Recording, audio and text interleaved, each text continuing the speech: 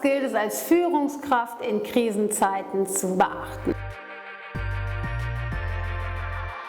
Zum einen, bleib ruhig und besonnen, orientiere dich an den Fakten und gerate nicht in Panik.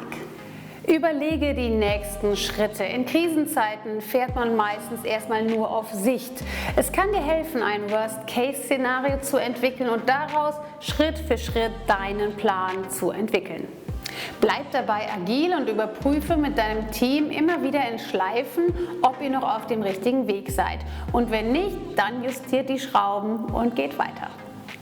Informiere deine Mitarbeiter und halte sie auch auf dem Laufenden. Das, was du weißt an Infos, an Fakten, an Unternehmensinfos, Sicherheitsvorkehrungen, gib das weiter und kommuniziere auch mehr als sonst.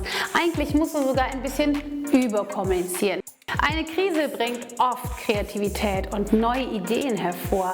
Lasst die zu und vor allem schaut, was ihr daraus machen könnt, welche Sachen ihr weiterentwickeln könnt.